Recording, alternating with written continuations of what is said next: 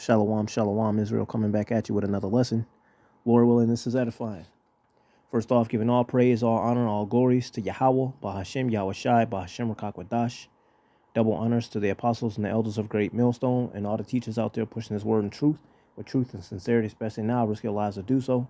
May you be of the elect. Shalom to all the Akim and Akwath out there listening and learning. You Israelites, so-called Negroes, Hispanic, Native, and Seminole Indians who are the true children of Israel, as well as you speckled bird, Israelite foreigners, the Israelites that look like, act like, and take on the customs of all these heathen nations. So to you I say shalom. This lesson is brought to you by the Spirit and the power of Yahweh, by Hashem Yahweh Shai. Yahweh being the true name of our Father, the God of the Bible, the God of the Israelites, by Hashem meaning in the name, and Yahweh Shai being the only begotten Son of Yahweh, who the world ignorantly calls by the name of JC. All right, and this lesson is going to go into basically just a rundown of this film, The Flash, all right, that I just recently saw with my little man. All right.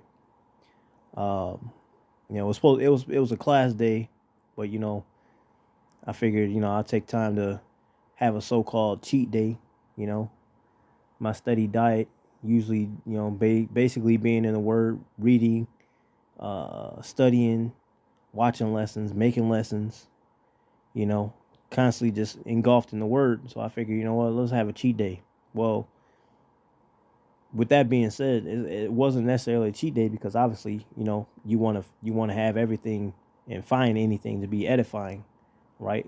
Scripture worthy. All right. So in this case, I was actually supposed to go see the Spider-Man film with my little man, but there wasn't a proper seating for him and I to sit together. It would have been like him sitting somewhere with a stranger and me sitting some place in a whole nother area with a stranger. So we decided, all right, let's just go see The Flash since we already at the movie theater. Long story short, so we go in and we're watching The Flash, right? So instead of me just giving a rundown about it, you just read it right here. All right, The Flash. It says Barry Allen uses his super speed to change the past, but his attempt to save his family creates a world without superheroes, forcing him to race for his life in order to save the future. Right, because when he was doing all this, he kept, it's like that, and they even mentioned in the film, like a butterfly effect. You go back in the past, and you step on a blade of grass, and you can change future events in the future. And so what happened is his mom died. Somebody came and murdered her. They never showed the person who did it, but blamed his dad for it, and his dad was in prison. Meanwhile, guy who plays the Flash, I guess he works for like a firm or something, and he was trying to find ways to point the evidence to where his dad didn't do it. So he found a way accidentally how to go back in the past and was changing things.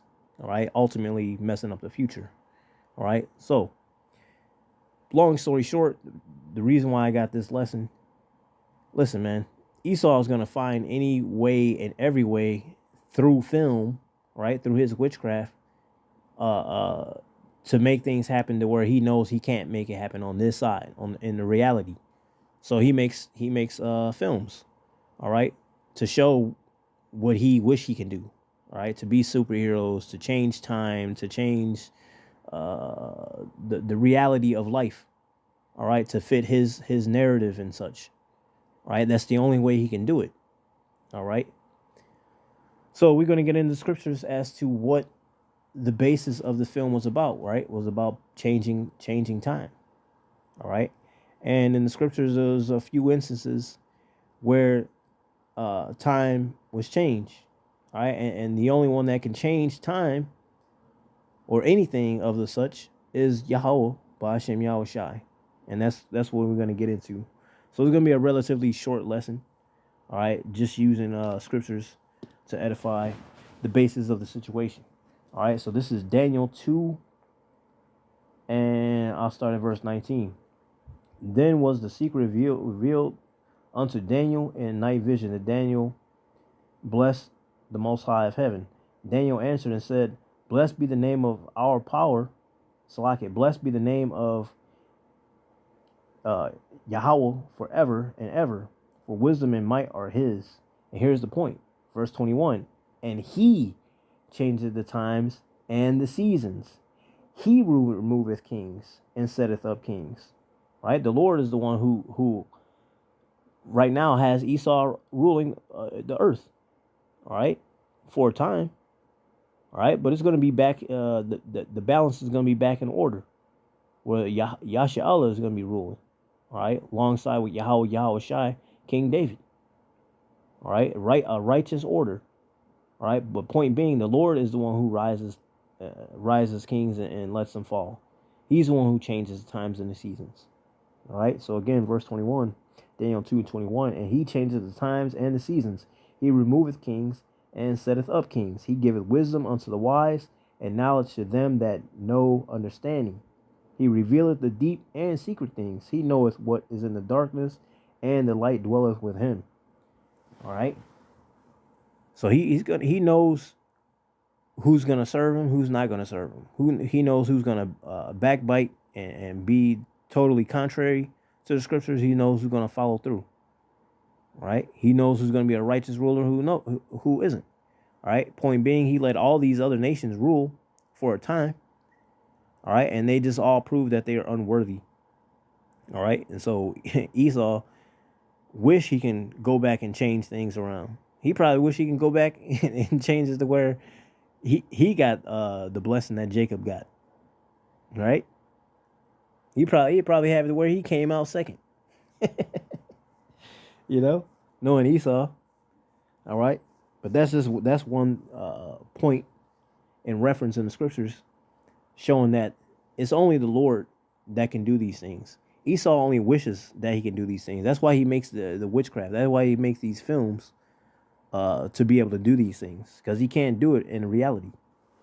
Right? Even with their program of CERN, right? CERN, right? The machine that they have, right? To go into space and open up portals and so on and so forth. Hey, they can only do so much on the left-hand side. All right. This is Joshua. See, this is Joshua chapter 10. Oh, just passed it. This is Joshua 10. And you know what? I'll start at verse 1. This is Joshua chapter 10, verse 1. It says, now it came to pass when Adonizedek, king of Jerusalem, had heard how Joshua had taken Ai and had utterly destroyed it, as he had done to Jericho and her king, so he had done to Ai and her king, and how the inhabitants of Gibeon had made peace with Israel and were among them, that they feared greatly, because Gibeon was a great city, as one of the royal cities, and because it was greater than Ai. And all the men thereof were mighty. Wherefore Adonizedek, king of Jerusalem, sent unto Hoam, king of Hebron, and unto Piram, king of Jarmuth, and unto Japhia, king of Lachish, and unto Debir, king of Eglon, saying, come up unto me and help me, that we may smite Gibeon. For it hath made peace with Joshua and with the children of Israel. Therefore the 5 kings of the Amorites, the king of Jerusalem, the king of Hebron, the king of Jarmuth, the king of Lachish, the king of Eglon, gathered themselves together and went up, they and all their hosts, and encamped before Gibeon and made war against it. All right? So just picture that. You got a great army coming at you. What can you do? Right? Only a situation like that, hey, you got to ask for the Lord's help. All right? Verse 6, it says, and the men of Gibeon sent unto Joshua to the camp of Gilgal, saying, slack not thy hand from thy servants. Come up to us quickly and save us and help us. For all the kings of the Amorites that dwell in the mountains are gathered together against us. So Joshua ascended from Gilgal, he and all the people of war with him, and all the mighty men of valor. And the Lord Yahweh Bashem Yahweh Shai said unto Joshua, fear them not, for I have delivered them into thine hand. There shall not a man of them stand before thee. Joshua therefore came unto them suddenly, right, and went up from Gilgal all night. All the Lord Yahweh Bashem Yahushai discomfited Salakia, and the Lord Yahweh Bashem Yahushai discomfited them before Israel and slew them with a great slaughter at Gibeon and chased them along the way that goeth up to Bethhoron and smote them to Azekah and unto Machadah. And it came to pass, as they fled from before Israel and were in the going down to Bethhoron, that the Lord Yahweh cast down great stones from heaven upon them unto Azekah, and they died. They were more which died with hailstones than they whom the children of Israel slew with the sword. You see that? And there's plenty of scriptures where the Lord is the one that's, you know, he's gonna do the mighty works, man. He's gonna let Israel get down, of course, but he's at the end of the day, it's all through Yahweh Bashem Yahushai. Right? Hey, look what happened to Sodom and Gomorrah, man. Right? And there's evidence still to this day showing that really happened, man. And a lot of people still don't believe, right? That what you call cognitive dissonance, man. It doesn't fit what they've always been taught. It doesn't fit what they believe. So they don't believe it. They can't believe it. All right? This is Joshua 10 and 12. It says, Then spake Joshua to the Lord Yahweh Bashem Yahushai in the day when the Lord Yahweh delivered up the Amorites before the children of Israel. And he said in the sight of Israel, Sun, stand thou still upon Gibeon, and thou moon in the valley of Ajalon. You see that? The Lord is the one who controls things, man. He told the sun and the moon to sit still, man. Verse 13, and the sun stood still, and the moon stayed, until the people had avenged themselves upon their enemies. Is not this written in the book of Jasher? So the sun stood still in the midst of heaven, and hasted not to go down about a whole day. And there was no day like that before it or after it, that the Lord Yahweh hearkened unto the voice of a man, for the Lord Yahweh fought for Israel. See that? Another instance where the Lord is the one who controls time. He controls things. Now, Esau can imagine all he wants. He can create all kinds of films to do this and do that. At the end of the day, he has no might. The only reason why he's ruling right now is because the Lord is allowing him to rule. That's it. Just to fulfill prophecy, man. Esau doesn't really have any true might. Everything that he has and what he does is because the Lord is allowing that to happen. All right? That's it. At the end of the day, that's it, man. All right? Let me get one more. This is let's see. This is 2 King 2 King chapter 20, and I'll start at verse 1. This is 2 King chapter 20, verse 1. In those days was Hezekiah sick unto death, and the prophet Isaiah the son of Amoz came to him and said unto him, Thus saith the Lord Yahweh, set thine house in order, for thou shalt die and not live. Then he turned his face to the wall and prayed unto the Lord Yahweh, saying, I beseech thee, O Lord Yahweh, remember now how I have walked before thee in truth and with a perfect heart, and have done that which is good in thy sight. And Hezekiah wept sore. And it came to pass, afore Isaiah was gone out into the middle court, that the word of the Lord Yahweh came to him, saying, Turn again and tell Hezekiah, the captain of my people, Thus saith the Lord Yahweh, the power of David thy father, I have heard thy prayer, I have seen thy tears. Behold, I will heal thee. On the third day thou shalt go up unto the house of the Lord Yahweh, and I will add unto thy days 15 years, and I will deliver thee and this city out of the hand of the king of Assyria, and I will defend this city for mine own sake, and for my servant David's sake. And Isaiah said, Take a lump of figs, and they took and laid it on the boil, and he recovered. All right. So point being is what? Right? The Lord is the one who's doing these. He added time to him. He was to the point where he's about to die. All right. Let's further read. Verse 8, 2 King 20 and 8. And Hezekiah said unto Isaiah, what shall be the sign that the Lord Yahweh will heal me, and that I shall go up into the house of the Lord Yahweh the third day? And Isaiah said, this sign shalt thou have of the Lord Yahweh, that the Lord Yahweh will do the thing that he hath spoken. Shall the shadow go forward 10 degrees, or go back 10 degrees?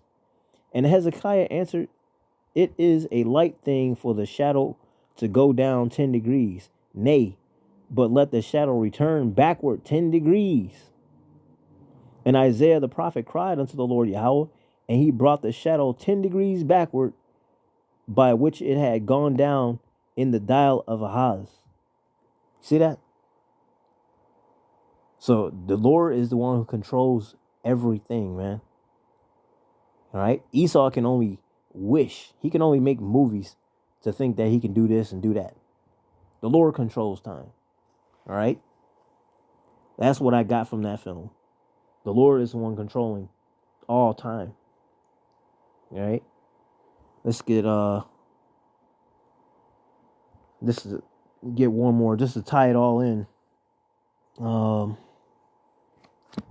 Let's see. Let's get the book of Job. Chapter 14. All right, this is Job 14. And I'm going to read verse 4. Who can bring a clean thing out of an unclean? Not one. Seeing his days are determined, the number of his months are with thee. Thou hast appointed his bounds that he cannot pass. See? That's the point. Esau has a bound that he can't pass, man. All right? The Lord give him all kinds of creations and ideas on the left-hand side. But at the end of the day, he can only do up to the bar. He can't go past that bar. He cannot go past that bound. All right? This man got a whole space force. All right? He still can't get past certain points in the space, man, in the heavens. All right? He got all this technology. He can only go so far down in the deep of the water. And remember, Esau is a diligent searcher, man. Right? He's diligent in his work, man. But he can only go so far. All right? So at the end of the day, The Flash and any other film where Esau is trying to control time and control space and so on and so forth, he's got a bound that he can't pass. So he can only put it in movies to make that his reality. All right? Why do you think they got VR, virtual reality? Because they can only hope and wish that they can have these things in reality. So they got to make a subpar reality. All right, GMO. It's like this like they wish they was us. So they have a GMO version of us. All right, small hatters. All right, but nonetheless, amen. The point is, at the end of the day, the Lord is in control of all things, space, time. Life, death, sickness, health. All right, having the sun and the moon move. Whatever the case may be, man. The Lord is the one who's doing it all. Esau has no might in that. All right. So, hey, Lord willing, this was edifying, giving all praise, all honor, and all glories to Yahweh, Bahashem Yahweh Shai, Bahashem Rakakwadash. Double honors to the apostles and the elders of Great Millstone, and all the teachers out there pushing this word in truth with truth and sincerity, especially now, risk your lives to do so. May you be the elect. Stay prayed up, repent, and a Baba Ball. Shalom.